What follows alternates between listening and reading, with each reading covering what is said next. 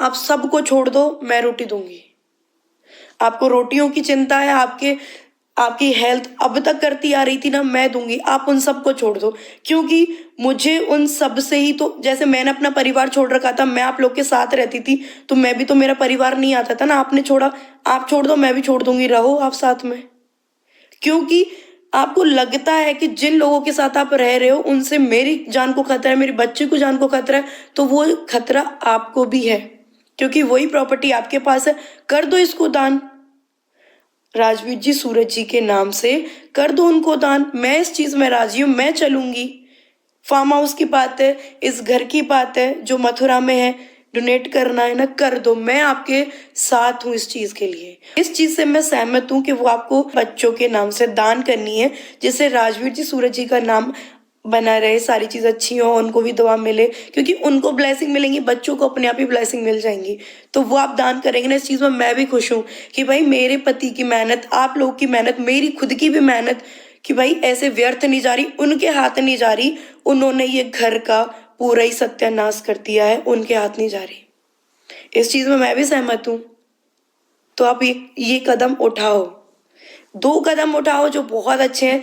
एक राजवीर जी के लिए और एक अपने बच्चों के लिए, जो वो दान पुण्य की बात कर रहे हैं कि इस प्रॉपर्टी पे जो लड़ाइयाँ हो रही हैं, ये दान करें। मैं राजी हूँ, बहुत अच्छी बात है दान पुण्य, क्योंकि हम इतना इतना दान पुण्य करेंगे ना, भगवान हमें उसका दुगना दे देता है। और वो राजवीर जी, सूरज जी के नाम से होगा ना, तो उनकी भी आत्मा को शांति मिलेगी कि उन्होंने इतनी मेहनत करी, तो कम से कम उनके मेहनत का दान पुण्य कुछ गरीबों जिनको जरूरत है उनके पास पहुंचा।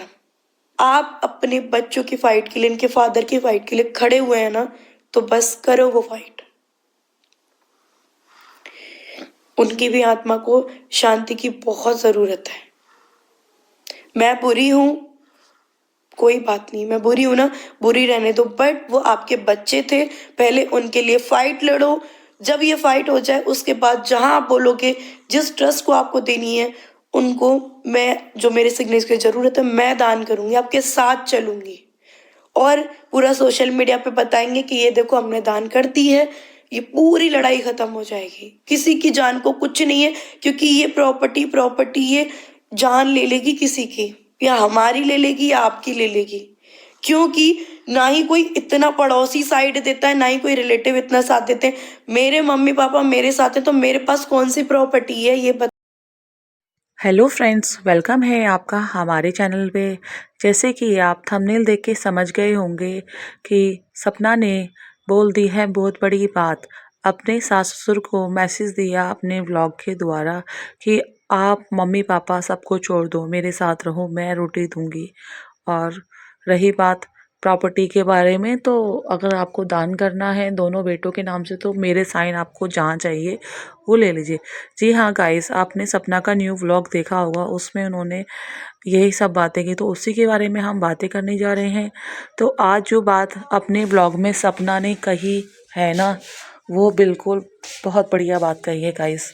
काश ऐसा ही हो जाए कि सपना और ससुराल वाले एक हो जाएं और पोतियां अपने दादा दादी के पास चली जाएं, जिससे कि उनके बेटों की वो बच्चियां हैं तो उनके साथ रहेंगी, उनका भी मन लगेगा और सपना उनका ख्याल रखे। प्रॉपर्टी चाहे वो दान करें, चाहे वो बच्चियों को दें, वो उनकी मर्ज़ी है, लेकिन ये परिवार एक हो जाएगा। सारी चीज़ें सोशल मीडिया पे जो फैली हुई हैं वो ख़त्म हो जाएंगी, जो एक दूसरे के बारे में दिक्कतें हैं वो भी ख़त्म हो जाएंगी। काश ऐसा हो जाए। हम पहले पिछली वीडियो में भी गाइस यही बातें कहते थे, किसी के लिए ठेस पहुंचाने का हमारा कोई मतलब नहीं है, चाहे अंशु हो चाहे कोई भी हो। लेकिन जब किसी के बारे में ज़्यादा ही कुछ ऐसी बातें सुनते हैं तो थोड़ा बुरा तो लगता ही है गाइस। तो काफ़ी सारी रिएक्शन वीडियोस चल रही हैं, अलका जी की चल रही है कि क्या नाम है, वो दोबारा से केस रीओपन करा रही हैं, तो उसमें बहुत सारे सबूत भी इकट्ठा कर रही हैं। नई नई वीडियोस आप लोग भी देख रहे होंगे गाइस। तो गाइस, आपको मेरी कोई बात अगर गलत लगे तो प्लीज़ अपनी राय आप कमेंट में दे सकते हैं। तो और दोनों बच्चियां भी अपने दादी दादा के पास जाने के लिए हमेशा खुश रहती हैं, और सपना को भी लगेगा कि वो अपने घर पे आ गई हैं। चाहे वो कितने भी खरीद लें, लेकिन उस घर में वो दुल्हन बन के आई थी और वहाँ उनके दोनों पति भी रहते थे, कितना अच्छा खुशहाल ज़िंदगी थी। लेकिन सब कुछ एकदम से बिगड़ गया, लेकिन जो भी हुआ वो ईश्वर के ही हाथ में है। और रही बात राजवीर जी को इंसाफ मिले, अगर उनके साथ सच में गलत हुआ है तो वो उनको इंसाफ मिलना चाहिए ताकि उनकी आत्मा को शांति मिले। अभी भी उनकी आत्मा को शांति नहीं मिलती होगी क्योंकि उनका पूरा घर बिखर चुका है ना, मतलब खुश नहीं है, ना ही मम्मी पापा खुश हैं और ना ही उनकी वाइफ खुश है, ना बच्चियाँ ही खुश हैं। तो उनको काफ़ी दुख मिलता होगा, लेकिन जब सब वेक हो जाएंगे, थोड़ा सही रहेगा तो उनको बहुत अच्छा लगेगा और उनका जो केस है वो सही से सॉल्व हो जाए। जो भी प्रॉब्लम है, क्या हुआ था क्या नहीं हुआ था, या अपने आप हुआ था या किसी ने करवाया था। गाइस, आप भी सपना जी के लिए प्रे करना, सब ठीक हो जाए उनके लिए।